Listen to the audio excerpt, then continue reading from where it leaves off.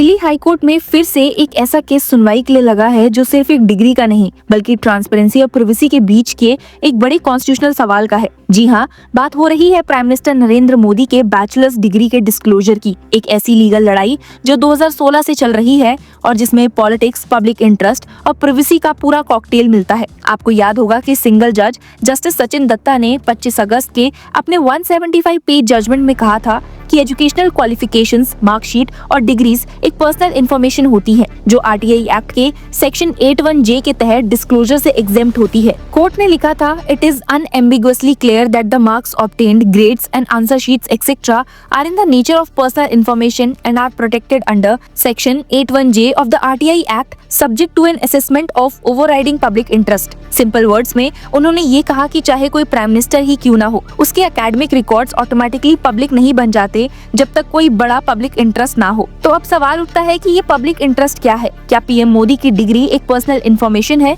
या फिर public interest के लिए जरूरी? दर्शकों, इन्हीं सवालों के चलते आज का दिन काफी क्रूशियल था, क्योंकि एक बार फिर से प्राइम मिनिस्टर नरेंद्र मोदी की डिग्री की डिबेट कोर्ट रूम्स में छा गई थी। और सबसे बड़ी बात, इसका टाइमिंग भी बहुत क्रूशियल है। एक तरफ बिहार में वोटिंग कंक्लूड हुई है और कई और स्टेट्स में असेंबली इलेक्शंस अभी होने बाकी हैं।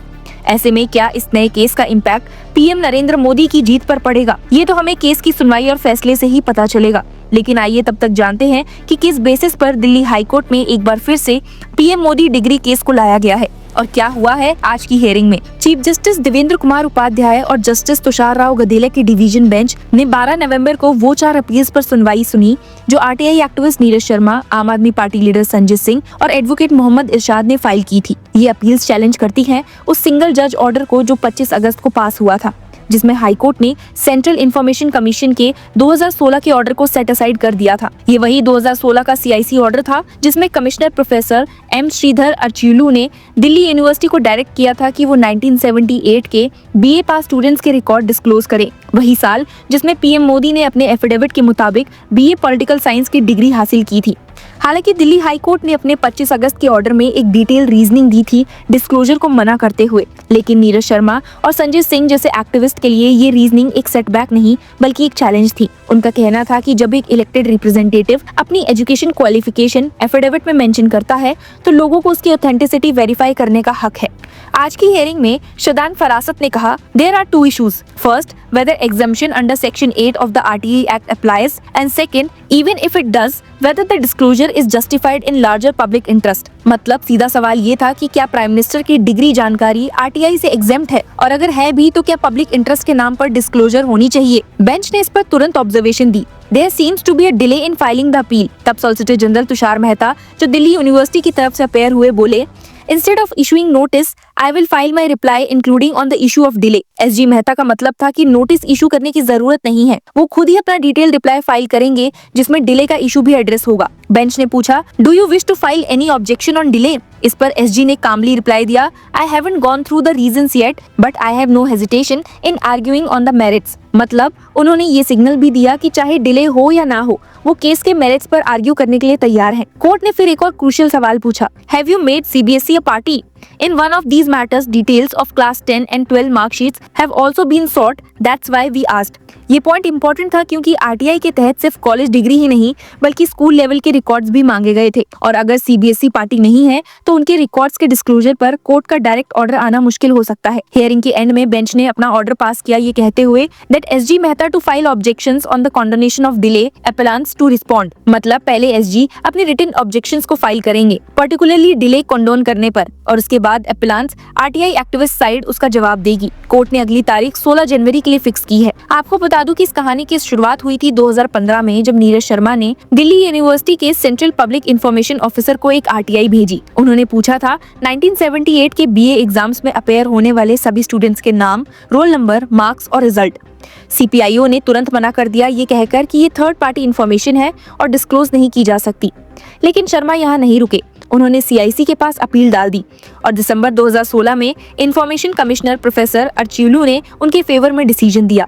CIC ने लिखा, having examined the case, the synonymous legislations and previous decisions, the commission states that the matter relating to education of a student, current or former, fall under the public domain and hence order the relevant public authority to disclose information accordingly. CIC ने further observe किया था कि universities public bodies हैं और उनकी degree registers public domain होते हैं, लेकिन दिल्ली यूनिवर्सिटी ने इस ऑर्डर को चैलेंज कर दिया और 24 जनवरी 2017 को हाई कोर्ट ने उस पर स्टे लगा दिया। तब भी सॉलिसिटर जनरल तुषार मेहता ने आर्ग्यू किया था कि इस ऑर्डर के फार रीचिंग एडवर्स कॉन्सिक्वेंसेज होंगे, क्योंकि देश भर की यूनिवर्सिटीज करोड़ स्टूडेंट्स की डिग्री डिटेल्स फिड्यूशरी कैपेसिटी में रखती हैं। उस दिन से ये RTI एक पॉलिटिकल धमाका बन गई।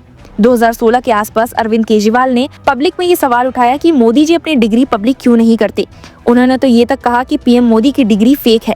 इन एलिगेशंस के बाद बीजेपी प्रेसिडेंट अमित शाह और अरुण जेटली ने एक प्रेस कॉन्फ्रेंस करके PM मोदी के BA और MA डिग्री सर्टिफिकेट्स मीडिया को सामने दिखाए, लेकिन ऑपोजिशन ने तुरंत इनकंसिस्टेंसीज का इशू उठाया और बोला कि डॉक्यूमेंट्स में मिसमैच है। तब से ये इशू पॉलिटिकल डिबेट का परमानेंट पार्ट बन गया है और जब भी ट्रांसपेरेंसी की बात होती है, PM मोदी की डिग्री का एग्जाम्पल जरूर आता है। 2025 में जब दिल्ली हाई कोर्ट ने सिंगल जज के जरिए ये कह दिया कि PM मोदी की डिग्री डिस्क्लोज करने में नो पब्लिक इंटरेस्ट है, तो RTI कम्युनिटी ने इसे एक बड़ा झटका कहा। जस्टिस दत्ता ने लिखा, मार्क शीट्स और डिग्री सर्टिफिकेट्स और academic records of any individual whether they are holder of public office और not are in the nature of personal information. यानी कि एक PM का डिग्री भी सेम प्रोटेक्शन एंजॉय करेगा जैसे कि एक आम स्टूडेंट का करता है। सीनियर एडवोकेट संजय हेगड़े, जो RTI एप्लीकेंट की तरफ से अपेयर हुए थे, उन्होंने आर्ग्यू किया था कि यूनिवर्सिटीज नॉर्मली स्टूडेंट लिस्ट और रिजल्ट नोटिस बोर्ड पे लगाती है, ये पब्लिक इन्फॉर्मेशन होती है। He said, the petitioner seeks is not a stranger's private data, but a record of an academic accomplishment, which in ordinary circumstances would be a part of public information. लेकिन तुषार मेहता ने ये कहकर जवाब दिया that the purpose of RTI is not to satiate the curiosity of a third party. उन्होंने emphasize किया कि university student records को फिड्यूशरी कैपेसिटी में होल्ड करती है और बिना कंसेंट के डिस्क्लोज नहीं किए जा सकते जब तक कोई ओवरवेलमिंग पब्लिक इंटरेस्ट ना हो। कोर्ट ने तुषार मेहता के आर्ग्यूमेंट को एक्सेप्ट करते हुए CIC का ऑर्डर सेट असाइड कर दिया, लेकिन नीरज शर्मा, संजय सिंह और एडवोकेट इरशाद ने तुरंत अपील डाल दी। अब वही अपील्स आज सुनवाई के लिए लिस्टेड हुई थी। आज जब मोहम्मद इरशाद वर्सेस DU एंड अदर्स का केस सुना गया तो कोर्ट रूम के अंदर एक और बार वही पुराना सवाल गूंजा, राइट टू नो और राइट टू प्राइवेसी के बीच की असली बैलेंस क्या है। कानून के हिसाब से दोनों सही लगते हैं, लेकिन डेमोक्रेसी के हिसाब से सवाल अब भी वही है। जब सरकार हर नागरिक से ट्रांसपेरेंसी मांगती है तो क्या सरकार खुद उसका एग्जाम्पल नहीं बन सकती? आपका इस नए केस और इन नई अपडेट्स पर क्या कहना है, हमें जरूर बताइए and keep following us to get all the latest updates and legal news. Thank you for watching this.